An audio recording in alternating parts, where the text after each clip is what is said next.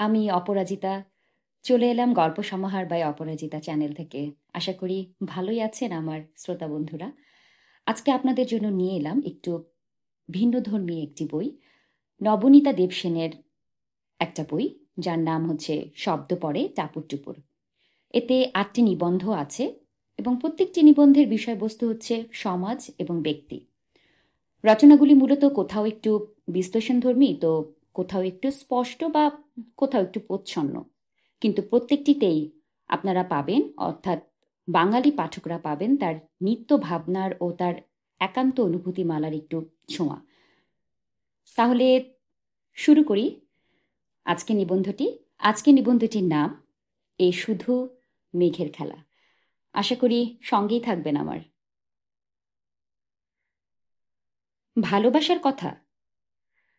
সম্পাদক মশায়ের আদেশ, পাশ্চাত্য দেশের প্রেমের বিষয়ে কিছু লিখতে হবে। কি লিখি? প্রেম কখনো কি গদ্যে বোঝানো যায়? অন্তত আমি তো পারি না। প্রেম মানেই কবিতা, কিছুটা ধরা দেবে তো কিছুটা অধরা। সম্ভব শুধু প্রেম বিষয়ে কিছু প্রেম নিবেদন। ছাত্র বয়সে ভালোবাসা নিয়ে ভাবার অনেক সুযোগ হয়েছিল। পৃথিবীর তখন অল্প অল্প করে ঘোমটা খুলছে, জীবনের মুখখানি একটু একটু করে চিনতেও পারছি। ভালোবাসার সঙ্গে চেনাশুনো সেই তখন থেকে। কলকাতা শহরের সঙ্গেও প্রকৃত চেনাশোনা তখন থেকেই, এবং এই নবনীতাটার সঙ্গেও। সেই যে প্রেম এলো না, দুঃখ এলো, সেই আমার বড় হয়ে ওঠা। কিন্তু প্রেম তো সূর্যের মতো, অস্ত যায় আবার উদয় হয়। বেদনার রাত্রি অনিঃশেষ হয় না। তাই যখন একলা সাগর পাড়ে গেলুম, তখন আমি ছাত্রী এবং সদ্য বাগদত্তা। পৃথিবীর রং লেগেছে, বাতাসে সুরও জেগেছে। ভালোবাসি ভালোবাসি জলে স্থলে বাজায় বাঁশি। এইরকম অবস্থায় তো পৌঁছানো গেল অতলান্তিকের ওপারে। মা বাবা কলকাতায়, ভালোবাসার মানুষটি ক্যামব্রিজে, আমি সেই ধ্যাধেরে গোবিন্দপুরে।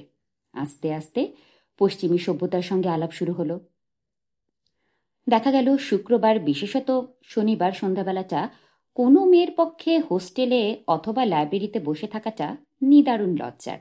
ওটা প্রেমের সময়। জোর বেঁধে বেরিয়ে যাওয়া নিয়ম।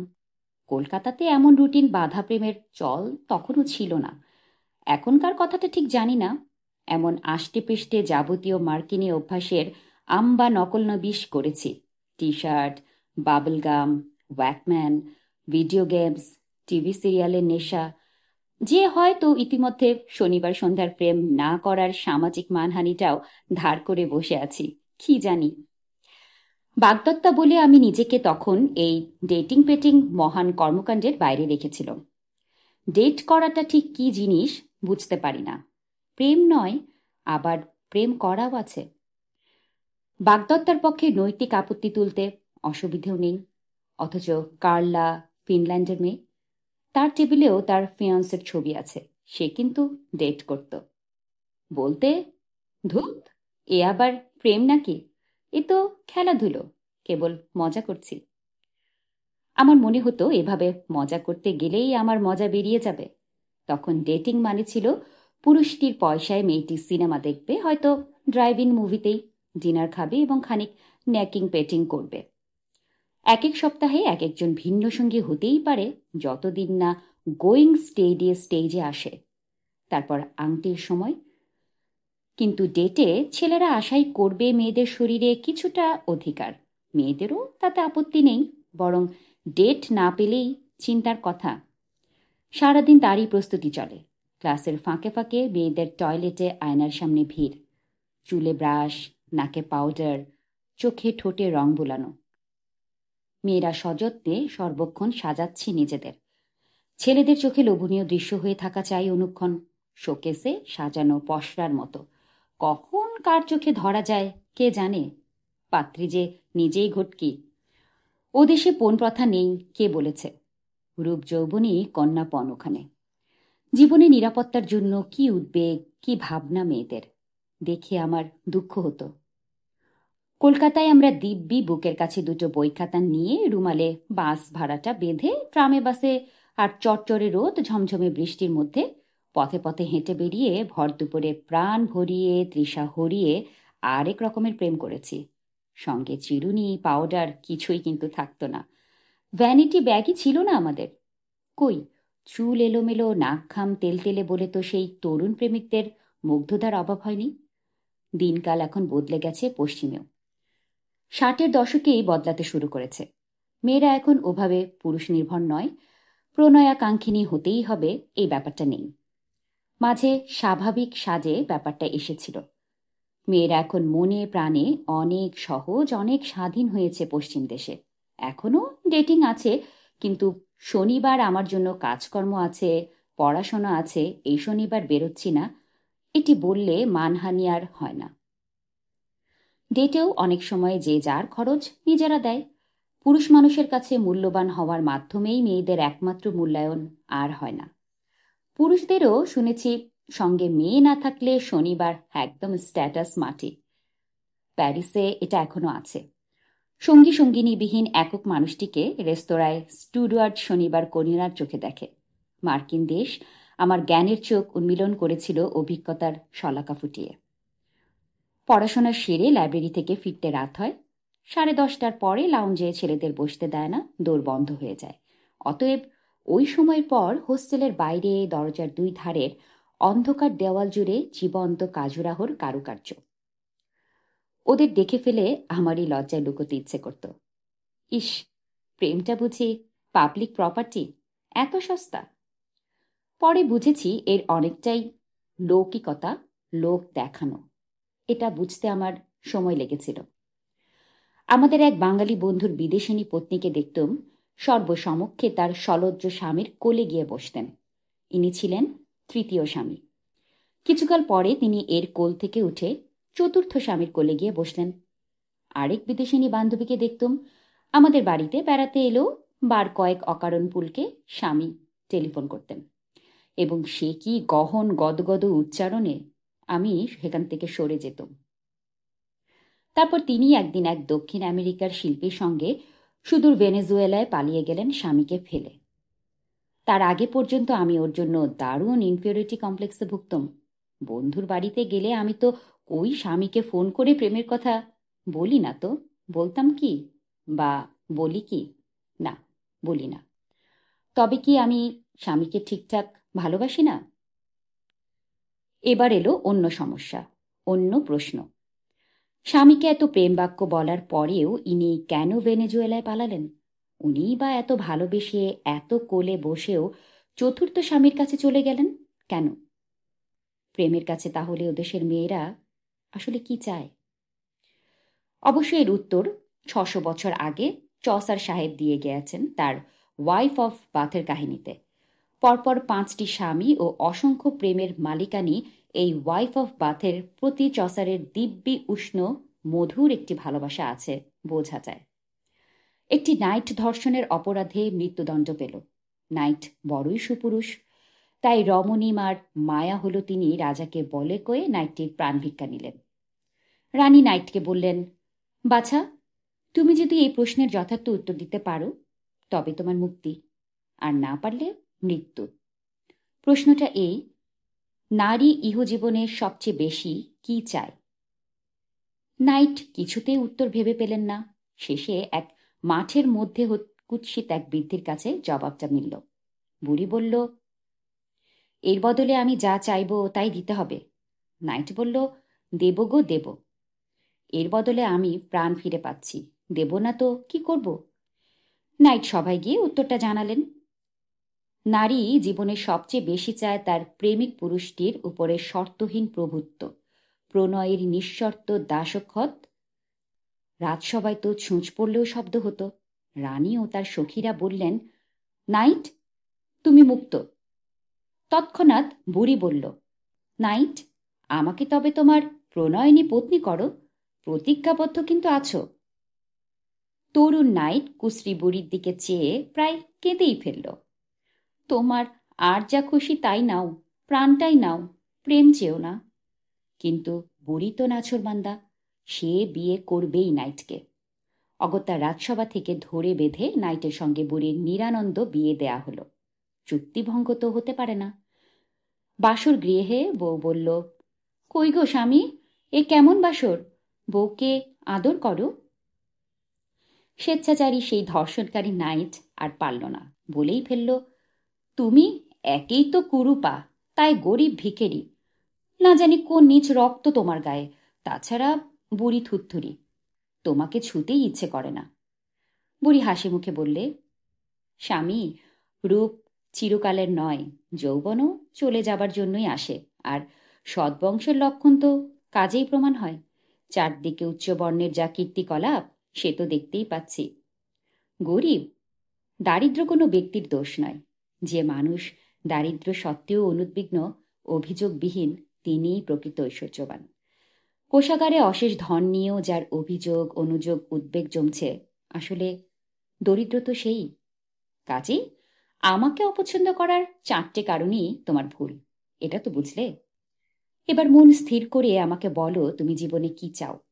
আমি কিন্তু জাদু জানি। রূপসী যুবতী স্ত্রী হয়ে তোমার সেবা করতে পারি, কিন্তু বিশ্বশুদ্ধ লোক যুবতীর প্রেমে পড়বে, সেও একটু আধটু প্রশ্রয় দেবেই। মনুষ্য ধর্ম সেটাই বলে।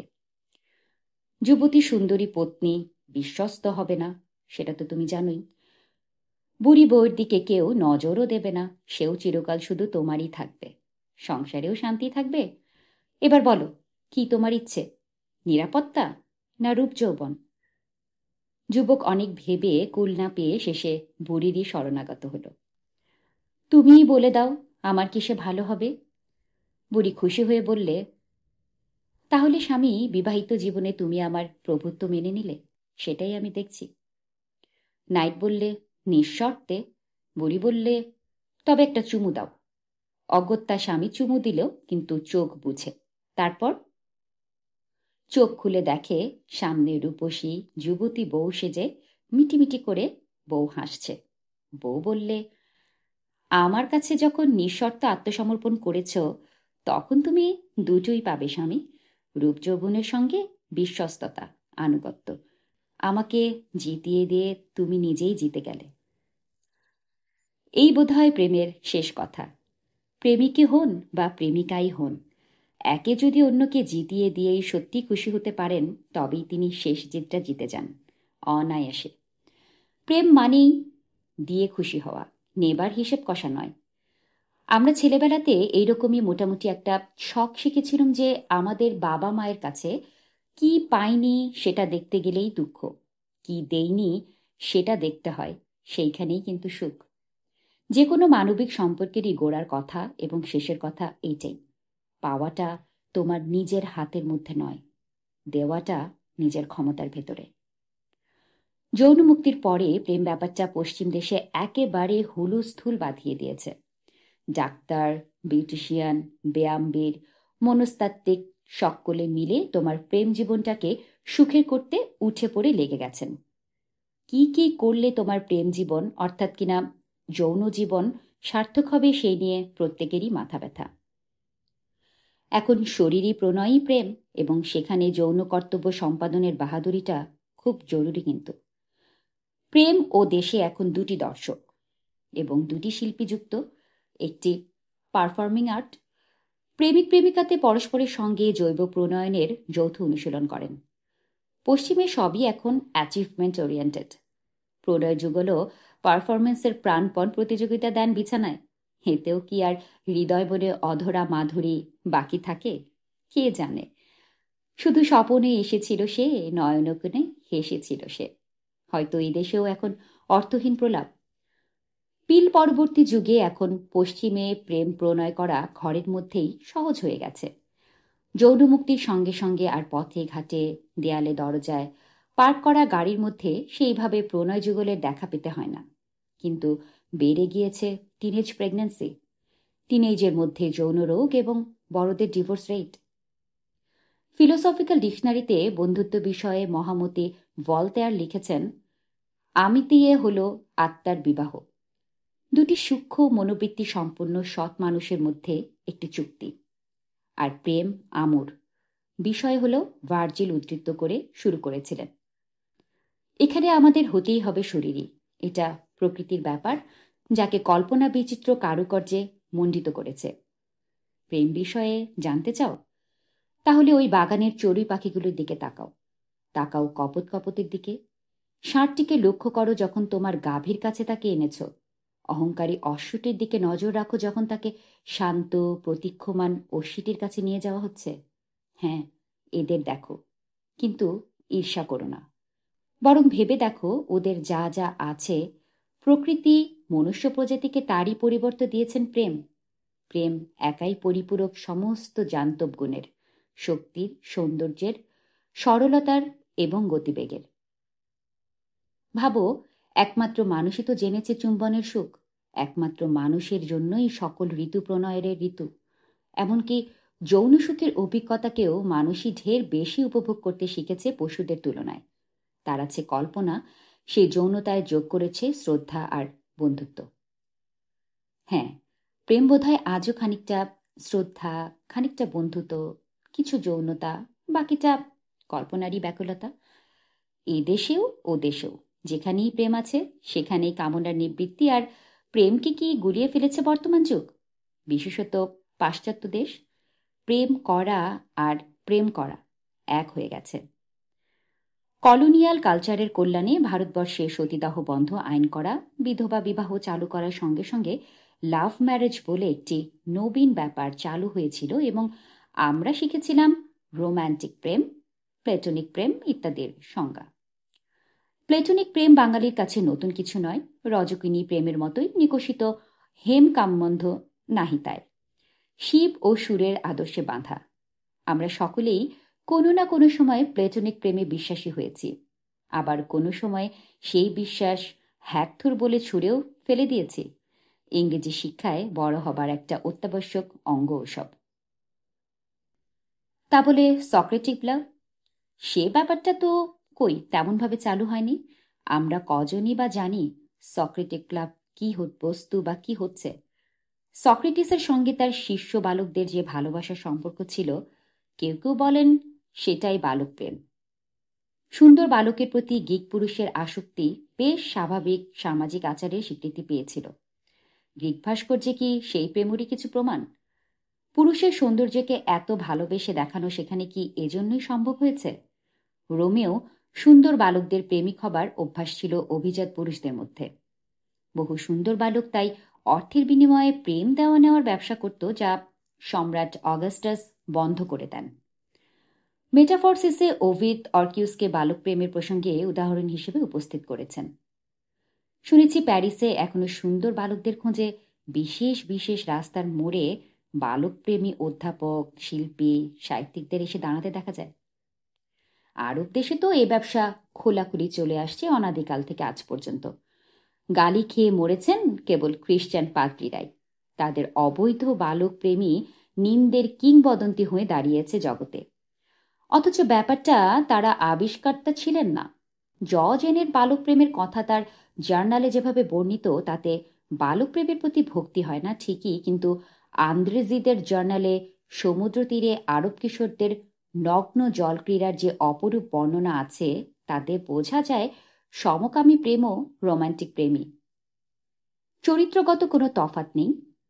টোমাস মানের ভেনিসে মৃত্যু গল্পে যে সমকামী প্রেমের চিত্র আছে, তার চেয়ে তীব্র, অসহায়, সূক্ষ্ম, অনিবার্য প্রেমের ছবি সাহিত্যে কমই পাওয়া যাবে।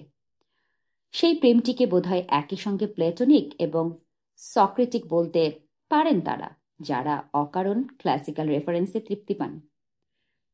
নারী পুরুষের প্রেমে মানুষ প্রকৃতিরই পরিচারক মাত্র, কিন্তু সমকামী প্রণয়ে মানুষের স্বাধীন ইচ্ছে, রুচি ও মনন প্রকৃতিকে ছাড়িয়ে ওঠে। এখানে প্রেমই শিল্পে পরিণত। এমন একটি মত পশ্চিমে চালু, যে জন্য শিল্পী মহলেই সমকামী প্রণয় বেশি দেখা যেত। আরব দেশে বালক প্রেমের ধারা আবহমান কাল থেকে চলছে।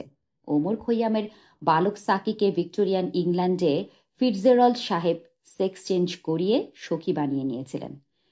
নরেন্দ্র দেব আর কান্তি ঘোষ মশাইও সেই মহাজন, যেন গত সেই পন্থাই বাংলাতে অনুসরণ করলেন। এদেশে খোলা বাজারে বালক প্রেমের চল নেই। বই তো মার খেতই, তার লেখকও কিন্তু তা থেকে বাঁচতেন না। কি হবে বাপু নৈতিকতার বোলতার ঢাকে ঢিল মেরে? সমকামিতা নিয়ে বাংলা সাহিত্যে কমই ভালো গল্প আমার চোখে পড়েছে। বাণী রায়ের একটি অসামান্য গল্প আছে প্রায় 40 বছর আগে লেখা, লেসবিয়ান প্রেমের বিষয়ে। তারপর এই গোলমেলে বিষয়ে কোনো স্মরণীয় লেখা চোখে পড়েনি। দেশ পত্রিকায় জ্যোতিরিন্দ্র নন্দীর বছর 20 আগে বালক প্রণয় সংক্রান্ত একটি গল্প ছিল, সেটির উপজীব্য কাম। বাণী রায়ের গল্পটিতে ছিল রোম্যান্টিক প্রেম। দুটি নারীর মধ্যে প্রেমের স্বয়ংসম্পূর্ণতা দেখে একটি হোমোফোবিক পুরুষের ঘৃণা, ঈর্ষা ও অপমানবোধের অসামান্য মানবিক একটি কাহিনী।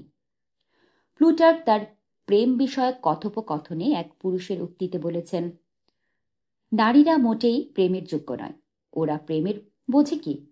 পুরুষের প্রণয়ের প্রকৃত মূল্য দিতে পারে কেবল পুরুষই। থিপসে তো সৈন্যদের মধ্যে লাভার্স রেজিমেন্ট ছিল, যারা পরস্পরের জন্য প্রাণ ত্যাগের শপথে আবদ্ধ থাকত।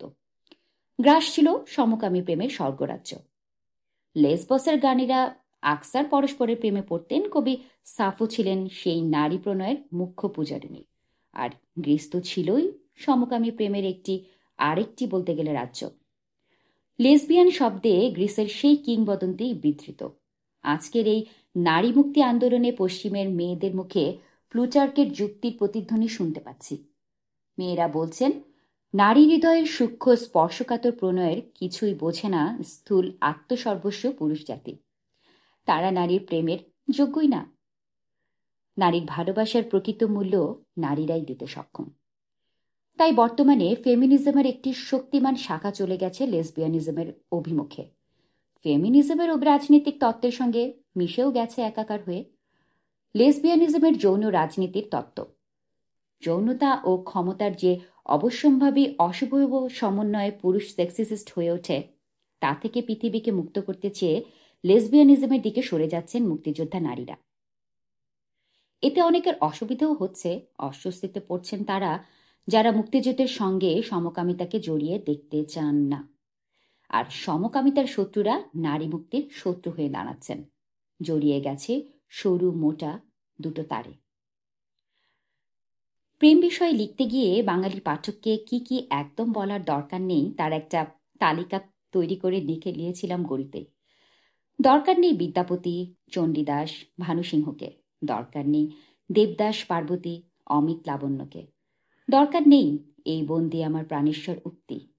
চাই না রবীন্দ্রনাথের প্রেম পর্যায়ের গান, অষ্টম এডওয়ার্ডের সিংহাসন ত্যাগের রেফারেন্স বা সুচিত্রা উত্তমের বাঁধানো ফটো। বাঙালির প্রেম বিষয়ে ইন ডেপথ স্টাডি করা আমার হয়ে গেছে। ঘরে ঘরে শোভা পাচ্ছেন উচ্চমানের গবেষক। আমি যাই লিখি তার চেয়ে ঢের ভালো লিখতে পারতেন আপনি নিজেই। পাশ্চাত্যের প্রেম বিষয়েও বলতে হবে না যে 19 শতকের কথা আছে। বলতে হবে না আজকের পারমিসিভ সোসাইটির কথাও। এইডসের প্রসঙ্গটা বলার দরকার আছে কি নেই সেটা অবশ্য ভাবনার কথা।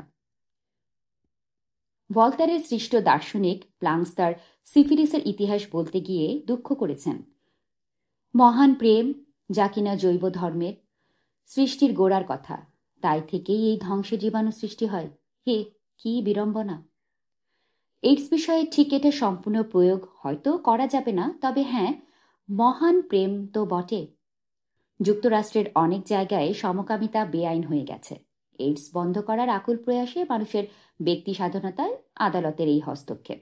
প্রেম বেআইনি শুনলে হাসি পায়, কিন্তু ব্যভিচার বেআইনি শুনলে হাসি পায় না।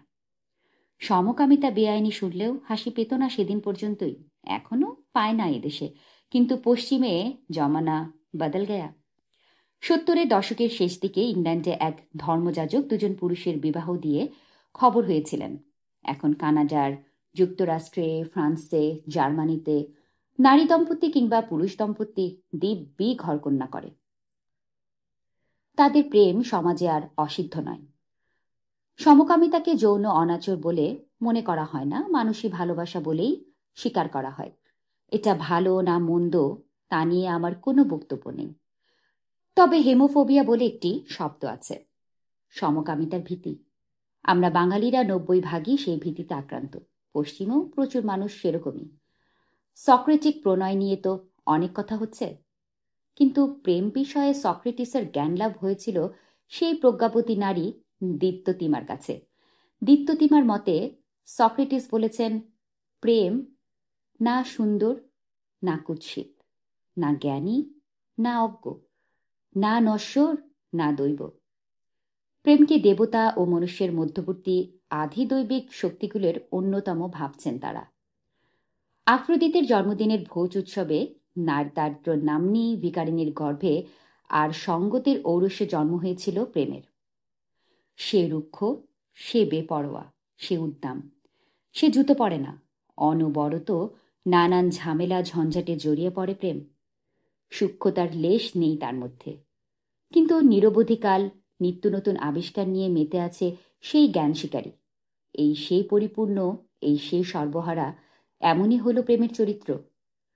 কিন্তু সক্রেটিস এর আগে বলেছেন, কিছু কামনা করা মানেই তার অভাব আছে। প্রেম যেহেতু সৌন্দর্যের ভিখারি, তার অর্থ প্রেমের সৌন্দর্যের অভাব আছে। তা বলেই সেটা কিন্তু শেষ কথা নয়।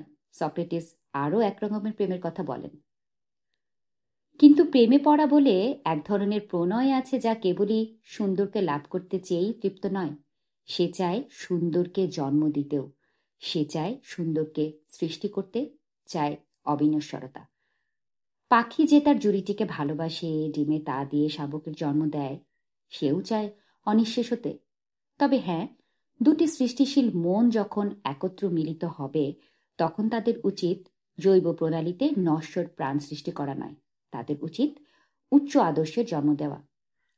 উচিত যুগ্ম মননশীলতার, যুগল চিন্তার ফসল ফলানো, যা চিরকালের, যার বিনাশ নেই, যা থেকে যাবে মানুষের অনন্ত ঐশ্বর্য হয়ে। বাইরের রূপ নয়, নশ্বর রূপ নয়, প্রেমের দৃষ্টি দেখতে পাবে অন্তরাত্মার গোপন সৌন্দর্য ভাণ্ডার, জন্ম দেবে সত্যের, আর হয়ে উঠবে ঈশ্বরের বন্ধু। হ্যাঁ, সক্রেটিস প্রেম বলেন তাকেই।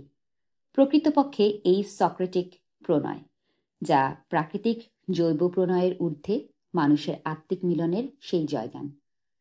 প্রেম বিষয় লিখছি শুনে এক সদ্য তরুণী তার অধীর ভুরু আকাশে তুলে বললেন, ও, বড্ড বেশি বাড়াবাড়ি করা হয় সত্যি এই একটা তুচ্ছ হ্যাকনিট বিষয় নিয়ে। লেখবার ওতে আছেটা কি? আর সদ্য মৃত্যুর দৌড় থেকে ফিরে আসা আমাদের কবি দাদাটি বললেন, এই প্রেম ব্যাপারটা বুঝলি, যতই বয়স হচ্ছে ততই এর প্রকৃতিটা টের পাচ্ছি।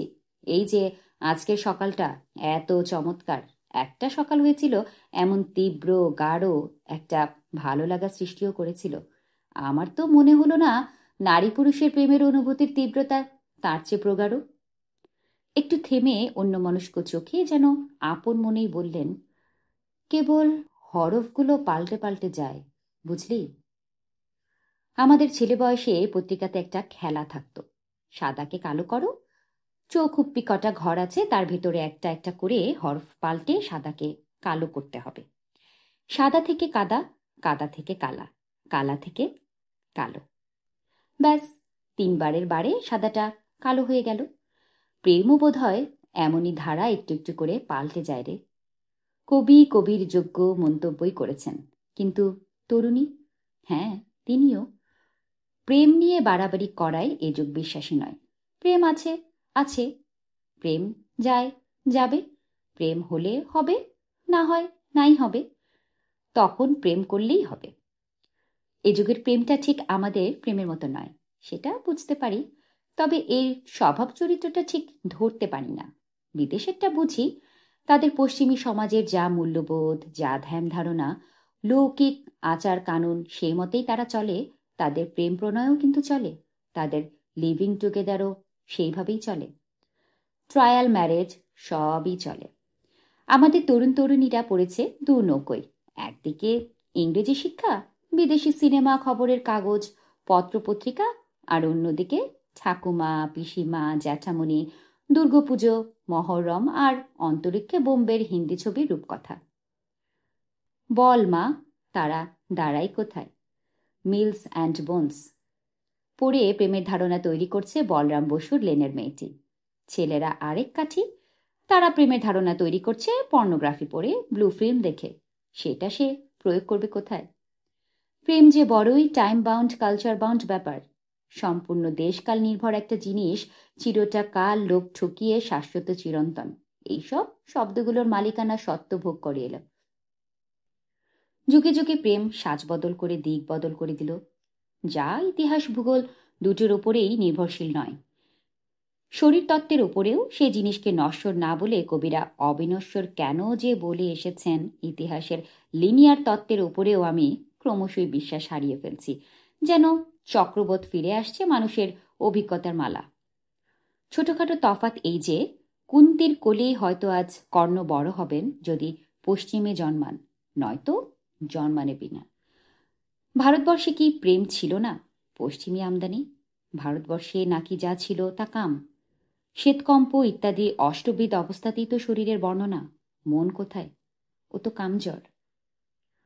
ব্রহ্ম সাত সহদরা যে অনন্য অভিজ্ঞতা, সেটা কি তবে দুর্দান্ত জৈবমূলনের চরম মুহূর্তটি?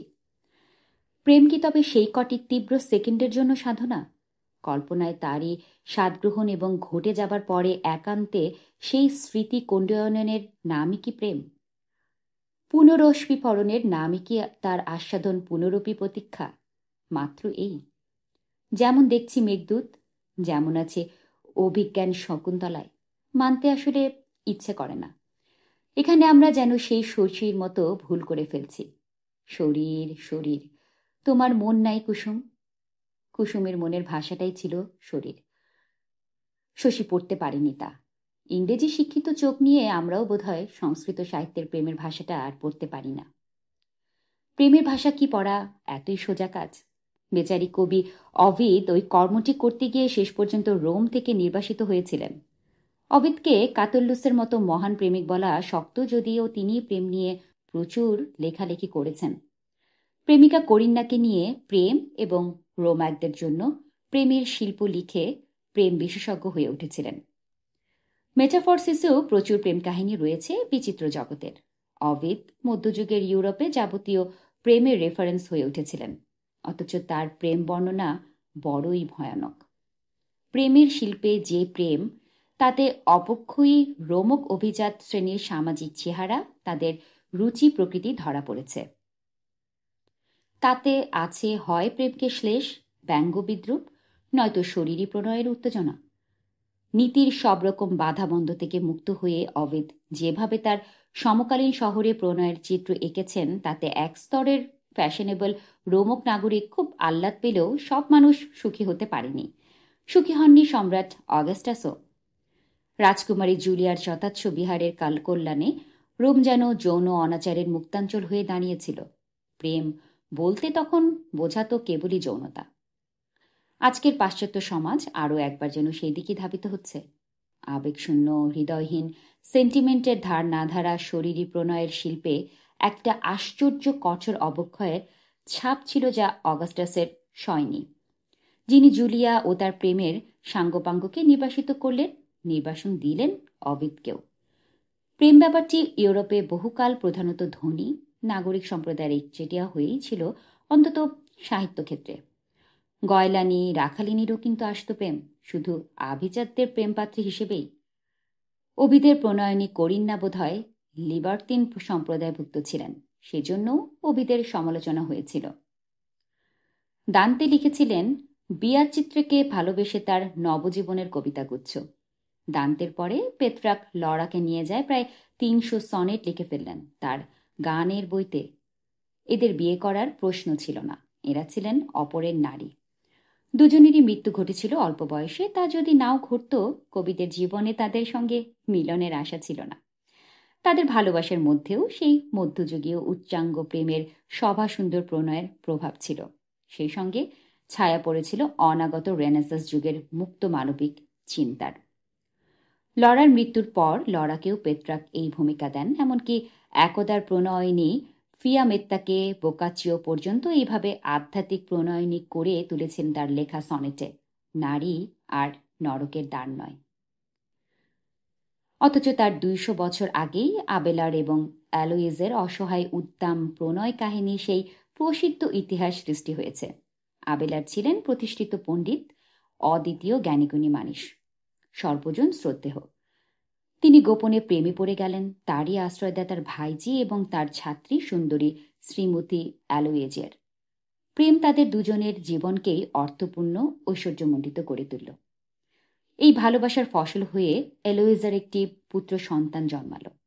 আবেলার তখন অ্যালোইসকে বিবাহ করতে ব্যস্ত হয়ে পড়লেন, শিশুটি যাতে তার যথার্থ পিতৃপরিচয় পায়। অ্যালোইস নানাভাবে বাধা দিলেন। তিনি লিখেছিলেন আবেলারকে, তোমার রক্ষিতা হয়ে বাঁচাই আমার কাম্য, মহামান্য সম্রাটের পত্নী হওয়ার চেয়েও। এই প্রণয়ের ফলে এলুইস শেষ পর্যন্ত প্যারিসের বাইরে আবেলারেরই প্রতিষ্ঠিত একটি মঠের অধ্যক্ষা হয়েছিলেন স্বেচ্ছায়। কিন্তু আবেলারকে ধরে গুন্ডা লাগিয়ে নির্দয়ভাবে নপুংসক করে দিয়েছিলেন অ্যালোইজের খুড়ো মশাই অ্যালোইজের সন্ন্যাস নিতে উদ্বুদ্ধ করার দোষে। ওদিকে আবেলারের পতন হয়েছে বলে ধরে নিয়েছিল চার্চ তিনি বিবাহ করেছিলেন বলে। কিন্তু কেন? এই তো পপি তো আছেন, তিনি কি বিয়ে করেন? কেবলই ভাগ্নে ভাগ্নির জন্ম দেন। তেমনি করতে পারতেন তো আবেলার, কিন্তু করেননি কেন? বিবাহ করে চার্চের মুখে চুনকালি না দিয়ে নারী নরকের দ্বার। অ্যালুইজ আবেলারের প্রণয় আজ কিংবদন্তি বটে, কিন্তু প্রকৃতপক্ষে ইতিহাস। কিন্তু তৃস্তান আর ইসলদের গল্প ইতিহাস কিনা জানা যায় না। আয়ারল্যান্ডের রাজকন্যা আর ইংল্যান্ডের এক রাজকুমারের এই চিরবিরোহী ব্যভিচারী প্রেমের গাথা মধ্যযুগীয় ইউরোপে সবচেয়ে পরিচিত এবং সবচেয়ে জনপ্রিয় প্রেম কাহিনী ছিল। এদের প্রেম তখনই কিংবদন্তি। দ্বাদশ শতক থেকেই প্রেমের কবিতায় তৃস্তানের উল্লেখ পাওয়া যায়, ফ্রান্সে, ইতালিতে এবং জার্মানিতে। ক্রুবাদুর কবিরাও তার কথা বলেছেন, মিনেসাং কবিও। এক মিনেসাং কবি তো বললেন আমার প্রেম তৃস্তানের চেয়েও মূল্যবান, কেননা তার একনিষ্ঠতার মূলে ছিল বশীকরণের মন্ত্রপুত জাদু শরবত। আমার কোনো তুকতাক নেই, আছে বিশুদ্ধ ভালোবাসার জাদু। তৃস্তান ছিলেন রাজা মার্কের ভাগ্নে, ইসোলদি মার্কের রানী। স্বামী স্ত্রীর জন্য নির্দিষ্ট বশীকরণ শরবত ইসোলদির ধাত্রী ভুলবশত তরুণ তৃস্তান আর ইসলদিকে পান করিয়ে তাদের অচ্ছেদ্য প্রেমবন্ধনে বেঁধে ফেলেছিলেন। এদের প্রেমের মর্মন্তুদ কাহিনী বিশ্বে কারোর অবিদিত নেই। এদেশে তুলনীয় বোধ হয় লায়লা মজনুর কি হীরা রাঞ্ঝার গল্প। মিনেসাং 13 পর্যন্ত চলেছে। সারা ইউরোপের প্রধান রাজারা তখন ক্রুসেডের ধর্মযুদ্ধে দেশান্তরী। সবাই বসেন প্রধানত রানীরাই, ফলে কবিরা গাইতেন রানীদের স্তুতি পরকীয়া প্রণয়ের কাব্যে। রানী এলেননের প্রশ্রয়ে এই ধারার আরম্ভ। তার কন্যাও অনেক কবিকে উৎসাহ দিয়েছেন। প্রভু এবং তার নিম্নস্থ রাজকন্যাদের মধ্যে যে সম্পর্কটি ছিল, কবিরা তাদের রানী প্রণয়নীদের সঙ্গে সেই রকমই একটি আনুগত্যের সম্পর্ক স্বীকার করে নিতেন। প্রেমিকাকে বসাতেন দেবীর মতো বেদিতে, পদমূলে কবিরা নিবেদন করতেন প্রণয়ের ঘোর। এই সময়ে কোটলীলাভ সবাসুন্দর প্রণয়ের রমরমা। প্রোপসাল কবিতের যে প্রণয়দর্শ তার সবটাই বিশুদ্ধ পাশ্চাত্য ঐতিহ্য নয়, তাতে মিশে গিয়েছিল মধ্য এশিয়ার ইসলাম ধর্মের প্রেমতত্ত্বের ছোঁয়াচ, আরবি ফার্সি সাহিত্যের প্রেমের তত্ত্ব। যে প্রণয় চিরবিরোহী, যেখানে জীব আর স্রষ্টার চির অতৃপ্ত আশঙ্গ লিপ্সার ছায়। মৃত্যু আর প্রেম যেখানে অঙ্গাঙ্গী, যার শেষে মিলন নেই, শুধুই আছে তৃষ্ণা। অনেক পরে জার্মানিতে এই প্রেম মৃত্যুর প্রেমতত্ত্বই কিন্তু মহিরহ হয়ে উঠেছিল। সবাসুন্দর প্রেমের নানা নিয়মের দু একটা এখানে বলি। 4টে লক্ষণ এতে থাকতেই হবে: আহ্লাদ, যৌবন, যোগ্যতা এবং মাৎসর্য। সেসব 2টি থাকবে প্রেমিকার, স্বামীর, বাকি 3টি প্রেমিকের। এই যোগ্যতা বস্তুটি খুব রহস্যময়, কিন্তু প্রবল পরাক্রম। অর্থ নয়, কীর্তি নয়, সচ্ছলতা নয়, শুদ্ধ ভালোবাসার ক্ষমতাই ওই যোগ্যতা এনে দেয়। আর যা যা হতেই হবে, প্রেমিক হবেন উচ্চবর্গের, এবং প্রেম কদাচ বিবাহে শেষ হবে না, অতএব তাকে কুমারী বা বিধবা হলে চলবে না, তাকে হতেই হবে পরকীয়া। এবং যেহেতু পরকীয়া খুবই জরুরি হচ্ছে তার নামটি গোপনে রাখা। প্রেমটা মিলনাত্মক হলে চলবে না বটে, কিন্তু তা বলে শরীরী আশা আকাঙ্ক্ষা থাকতে হবে না এমন কিন্তু নয়। ক্রুবাদুর মিনেসাং কবিতায় কামনার রং বিদ্যাপতির মতোই তীব্র। শুনেছি ক্রুবাদুর শব্দে নাকি আরবি তরবের প্রতিধ্বনি আছে। তরব হচ্ছে প্রণয়ের উত্তেজনা। শাপল্যা এরই উপর ভর করে প্রেমশাস্ত্রটি রচনা করেন। শাপল্যার এই সভায় শোভন প্রণয়বিধির পুস্তকে নানা বিচিত্রটি তালিকা আছে। আমি বেছে বেছে কয়েকটি মোক্ষম বাণী তুলে দিচ্ছি। বলা তো যায় না কখন কার কাজে লেগে যায়। প্রেম শাস্ত্রের বিধিবিধান। 1. লোভ হইতে পলায়ন করিবে। প্রেম লোভের পাড়ায় পরাতপর করা যাবে না। 2. কৃত্রিমতার আশ্রয় লইও না। 3. প্রেমিক যুগলের গোপন কথা কদাচ প্রকাশ করিয়া দিও না। 4. যে নারীটিকে একদা প্রেম নিবেদন করিতে সংকোচ বোধ করিয়াছিলে তাহারই নিকট পুনরূপী প্রণয় যাচনা করতে যাইও না। 5. প্রেমের আনন্দ দেবার ও লইবার সময়ও সর্বদা সৌকর্য, সৌজন্য ও শালীনতাবোধ বিস্তৃত হইও না। 6. প্রেমের আনন্দ দেবার সময়ে প্রেমিকার বাসনার প্রতি নজর রাখিতে ভুলিও না। 7. বিবাহ হইয়া গিয়াছে, ইহা প্রেমের বিরুদ্ধে কোনই যুক্তি নহে। 8. যাহার ঈর্ষা নাই তাহার প্রেমও নাই। 9. কদাচ একযোগে দুটি প্রেম করিবে না। 10. প্রেম সর্বদাই হয় বৃদ্ধি পায় নতুবা হ্রাস পায়। 11. কৈশোর উত্তীর্ণ হইবার পূর্বে পুরুষের প্রেম করা নিষিদ্ধ। 12. তেমন নারীর সহিত প্রেম করিবে না যাহাকে স্ত্রী করিতে তোমার লজ্জা করিত। 13. যাহার প্রেমের আড়ম্বর যত বেশি তাহার প্রেম ততই অল্প। 14. যদি কোনো নারীর প্রেমে 2 জন পুরুষ পড়েন অথবা কোনো পুরুষের প্রেমে 2 জন নারী, তাহাতে জগতে কেহই বাধা দিতে পারে না। 15. সহজেই যাহাকে জয় করা যায় তাহার মূল্য নাই, সেক্ষেত্রেই প্রেমের মূল্য আছে যাহাকে জয় করা কঠিন। 16. পুরাতন প্রেম ঢাকা পড়িয়া যায়, নব প্রেমে জালে। 17. জানাজানি হইয়া গেলে প্রেম টেকে না, অতএব গোপনীয়তা অত্যাবশ্যক। 18. প্রেমের পাত্রপাত্রীর মৃত্যু হইলে অন্তত 2 বৎসর অপেক্ষা করিবে, তাহার পর নবীন প্রেম করিতে পারে। বলতে নেই কথাগুলো কিন্তু বুকের মধ্যে আজও ধাক্কা দেয়। মধ্যযুগীয় লাতিন প্রেমের কবিতাতেই কিন্তু চাঁদের দুপিঠে দেখা গেছে প্রেমগাথার পবিত্র আর অপবিত্র দিক।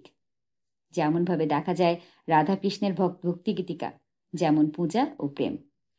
রেনেসাসের সঙ্গে সঙ্গে শিল্পে সাহিত্য এসে পড়ল অর্থনৈতিক সামাজিক দার্শনিক নবজাগরণের প্রবল ছাপ। নশ্বর সময় হঠাৎ উঠল দামি হয়ে, নশ্বর শরীরও পেল তার মূল্য।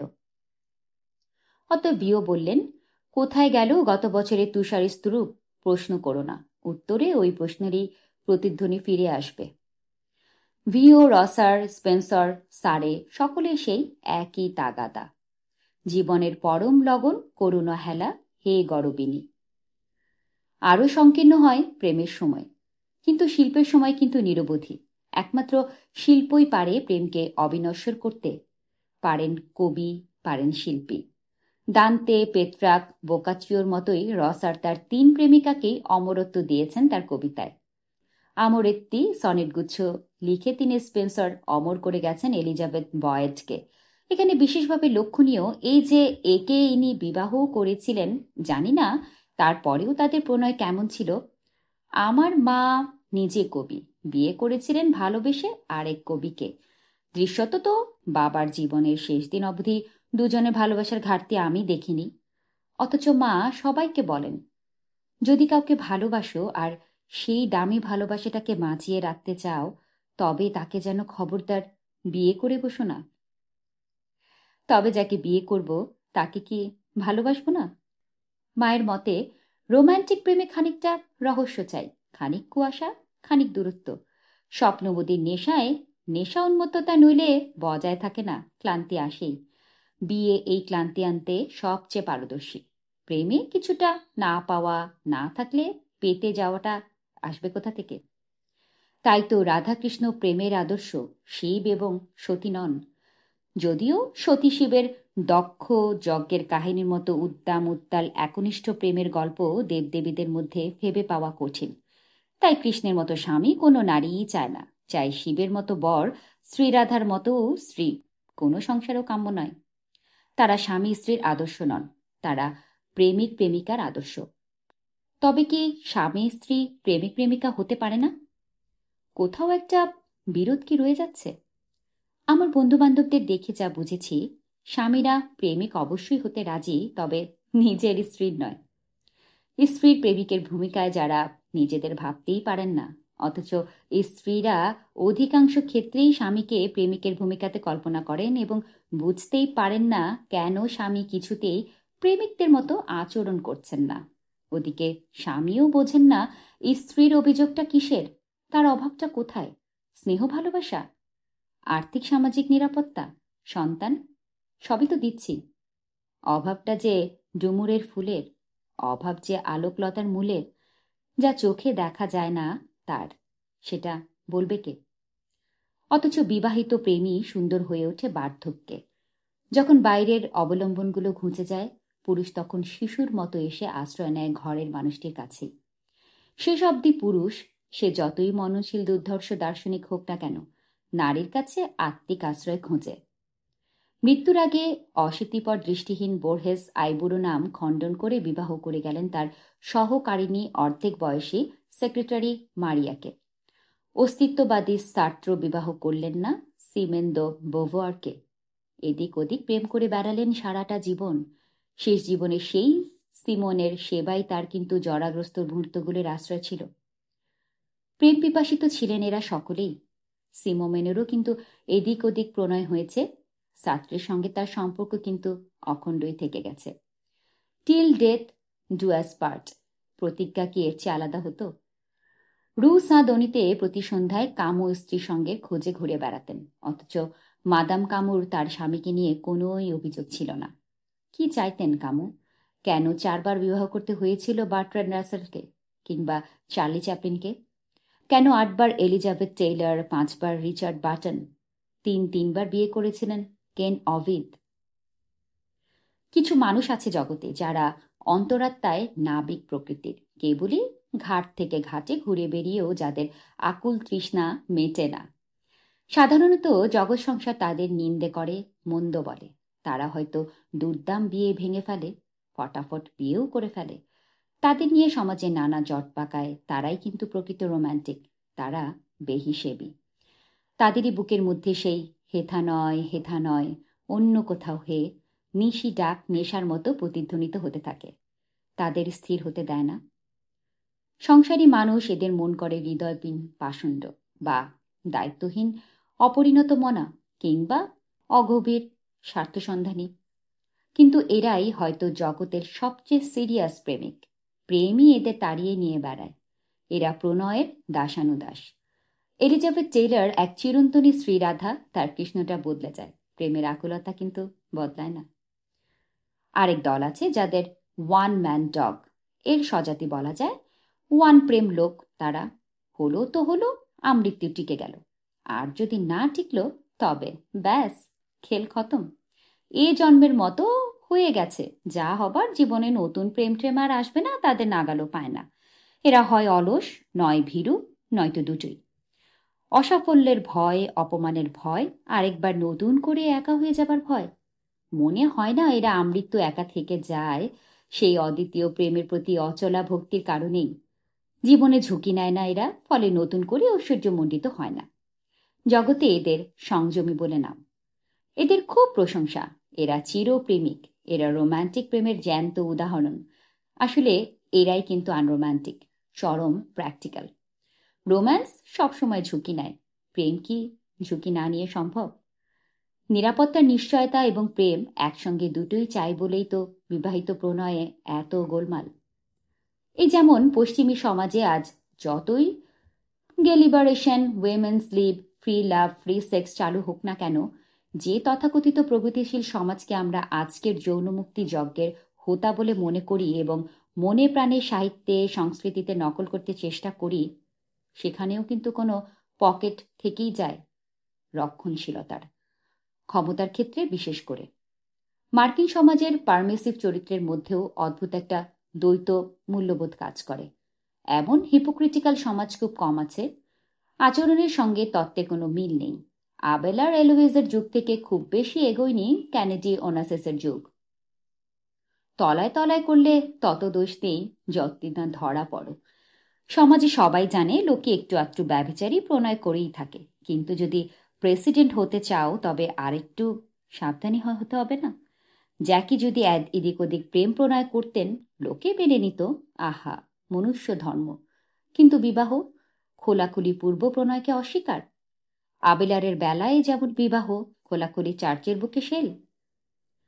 স্তদাল যখন তার আজকে অনতি পরিচিত দ্য লামুর লিখলেন তার নিজের ভাষাতে, ঠান্ডা মাথায় প্রেমের অর্থাৎ আত্মার এই বিচিত্র অসুখটির বিভিন্ন রোগ লক্ষণের বিষয়ে সুচিন্তিত আলোচনা করতে। ইউরোপে তখন 19 শতকের প্রথম চতুর্থাংশ শেষ হয়ে এসেছে। স্তদাল দেখালেন জগতে রয়েছে মোটামোট 4টি জাতের প্রেম। 1, লামুর প্যাসিয়ন, সর্বগ্রাসী প্রণয় যা যথাসর্বস্ব ভুলিয়ে দেয়, যেমন এলোইস আবেলারের। 2, লামুর গিউ, যাকে বলে রুচিশীল প্রণয় অর্থাৎ ফ্লার্টেশন, লৌকিকতার রীতিনীতি অনুযায়ী কদাচ আত্মহারা হয়ে বৈঠকখানায় প্রেমলীলা। 3, লামুর দা ভানিতে, সামাজিক আত্মশ্লাঘার জন্য যে প্রেম, যা একটা দামি গয়নার মতো লোক দেখানো অহংকার। 4, লামুর ফিজিক, জৈব প্রণয়, দেহ সর্বস্ব কামপ্রধান প্রণয় পর্ব। 19 শতকের প্যারিসে বসে স্তদাল প্রেম রোগের যে 4টি প্রধান ভাগ করেছেন, এই 20 শতকের শেষ পর্বে কলকাতাতেও আমরা সেই 4টি প্রেমের দেখা পাই। ইউরোপ আমেরিকাতেও এখনো মুছে যায়নি এই চতুর্বর্গ প্রেমের ঐতিহ্য। এত যৌন মুক্তি, নারী মুক্তি, নানাবিধ মুক্তি আন্দোলনের পরেও রয়ে গেছে প্রবল পরাক্রম লামুর প্যাসিয়ন। এই প্রেমের জন্য খুন খারাপি, আত্মহত্যা, সংসার ত্যাগ সবই নিত্য নৈমিত্তিক দুই দেশেই। পশ্চিমী তো আছেই, লামুর দা ভ্যানির ছাত্রছাত্রীদের মধ্যে প্রচুর প্রচলন হয়েছে। মুখে যে যাই বলুক, প্রেম এখনো কিন্তু সেই তারুণ্যের স্ট্যাটাস সিম্বল। এবং লামুর ফিজিক তার রোগের চেহারার ঘরে ঘরেই লুকানো। তার খবর দেবে পরিবার পরিকল্পনার ক্লিনিক, দেবে মার্কিন দেশের ডাস্টবিনে 600 শিশুর পরিত্যক্ত প্রাণ। দেখে শুনে মনে হয় প্লেটো সাহেবই হয়তো ঠিক ভেবেছিলেন, কিংবা সক্রেটিস। পশ্চিমে ওরকমটি ভাবা যায়, যেখানে ভেনাস কামদেবী, তার সন্তান কিউপিড প্রেমের দেবতা। কিন্তু এই দেশে ভাগাভাগি হবে কি করে? মদন আর রতি, প্রেম আর কাম যে যুগল। বাক এবং অর্থের মতোই পরস্পর সম্পৃক্ত, অভিন্ন। দেহে আর মনে আমরা ওভাবে লাইন টানি না। ইহজগতে কোন মানুষটি আছেন যিনি সেই ম্যাজিক মলমের নাগাল না চাইবেন? প্রেমের দেবী আফ্রোদিতের দয়ায় লেসবসের খেয়াতরির মাঝি ফাউন যেটি পেয়েছিলেন, আর যার কল্যাণে লেসবসের প্রতিটি মেয়েরই ফাউনের প্রেমে হাবুডুবু না খেয়ে উপায়ও ছিল না।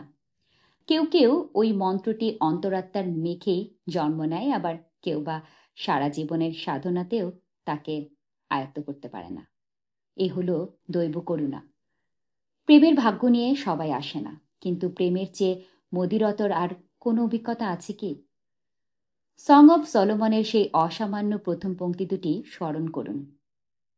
Let him kiss me with the kisses of his mouth, for thy love is better than mine. আর প্রেমের চেয়ে বেশি যন্ত্রণা দেয় কে? মনে করুন তার পরের দিকের পংক্তিগুলো। Set me as a seal upon thin heart, as a seal upon thiner, for love is strong as death, jealousy is cruel as the grave. The flashes thereof, they are flashes of fire. Many waters cannot quench love, neither can the floods drown it. এই সেই old টেস্টামেন্টের song of সংস সঙ্গীতের সঙ্গীত, যেটি সম্ভবতই জীবনানন্দ ও সুধীন্দ্রনাথের অনেক সুপরিচিত উপমারই উৎসমূল। প্রেমিকের চোখ এখানে অবশ্য পাখির নির্ণয়। পাখি সত্যি চমৎকার। সং অব সংস। দারুচিনি বন আছে, আছে শ্রাবস্তির কারুকার্য। 3 কি 4 হাজার খ্রিস্টপূর্বাব্দের এই তীব্র প্রেম গাথা আজও আমাদের সেইভাবেই কিন্তু বিদ্ধ করে, যেভাবে বিদ্ধ করেন অ্যালোয়েস আর আবেলার, ত্রিস্তান আর ইসলজি, কচ আর দেবযানী, শকুন্তলা আর দুষ্মন্ত। প্রেম পুরনো হয় না। এই পুরনো কথাটাও যে পুরনো হয়নি, প্রেমের বেশ পাল্টায়। কিন্তু প্রেম নিয়ে এত বেশি কথা বলার পরে আমার যে হেডনিস্টদের সেই বিখ্যাত দুমুখ সমস্যার প্রসঙ্গটি মনে পড়ে যায়। শরীরবাদী দার্শনিকেরা একদিন আবিষ্কার করলেন যে শরীরবাদ নিয়ে অত বেশি ভাবনা চিন্তা করলে শরীরটাকে আর তেমনভাবে উপভোগ করা যায় না। ওটা প্রযুক্তিতেই ভালো, তাত্ত্বিকতায় তত ভালো নয়। আমাদের এমার্জেন্সির অনুশাসনে একেই বোধহয় বলেছিল, কথা কম, কাজ বেশি। প্রেম বিষয়েও আমরা সেই একই কথা বলি। এই যে আমি সারা রাত্রি না ঘুমিয়ে প্রেম নিয়ে সুসংকং কাষ্ঠং গদ্য রচনা লিখলুম, প্রেম নিয়ে কি এর চেয়ে মধুরতর কোনো উপায়ে এই বিনিদ্র রজনীটি কাটানো যেত না? না, যেত না। বন্ধু প্রেম বিষয়ক প্রবন্ধ পড়া যন্ত্রণার, জানি। তার চেয়েও যন্ত্রণার প্রেম বিষয়ক প্রবন্ধ লেখা। প্রেম আর প্রবন্ধ পরস্পর কিন্তু বিরোধী। একটি যুক্তিতর্ক ছুঁড়ে ফেলে দেয়, আরেকটির যুক্তিতেই অস্বস্তি। আমি তো মনে করি প্রেম নিয়ে এত বলাবলি না করাই মঙ্গল। প্রেমের স্বভাবটা বড় সুকুমার, অনেকটা কাসুন্ডির মতো। বেশি নাড়াঘাটায় সয় না, ওতে ঝাঁঝ মরে যায়। প্রেম মানেই মন খারাপ, প্রেম মানেই রক্ত ঝরা। তবুও তো সেই প্রেমের কাছেই ছুটে যাওয়া, মাথা খুঁড়ে মরা। সে কি গদ্যে হয়? ভালোবাসা তুমি কেবলই কি গাঢ় দুঃখ, কেবলই কি নীল জমাট রক্ত ললাটে? ভালোবাসা তুমি সিঁড়ি কাটা স্রোত, উষ্ণ, এসো ভালোবাসা, তবুও দাঁড়াও কবাটে। তবুও তোমারই জন্য আগল মুক্ত, তবুও তোমারই জন্য সাজানো শয্যা। এসো ভালোবাসা, কুকরি চালাও শিরাতে, কৃপণের মতো কি হবে জমিয়ে লজ্জা। ঝরে যাক কিছু উষ্ণতা বড় রাস্তায়, নর্দমাক্ত কর্দমাক্ত রক্তে। লেগে থাক কিছু প্রামাণ্য শেষ চিহ্ন, তোমারই ত্রস্ত অবিশ্বস্ত ভক্তের। আমার শ্রোতা বন্ধুরা, এতক্ষণ পড়ছিলাম চমৎকার একটি নিবন্ধ, নবনীতা দেবসেনের বই শব্দ পড়ে টাপুটুপুর থেকে নেয়া, যার নাম ছিল খুবই চমৎকার, এই শুধুই মেঘের খেলা। আশা করি সঙ্গেই ছিলেন, আমার সঙ্গে থাকবেন, আশা করি সব সময়। ভালো থাকবেন সবাই, ভালো রাখবেন সবাইকে।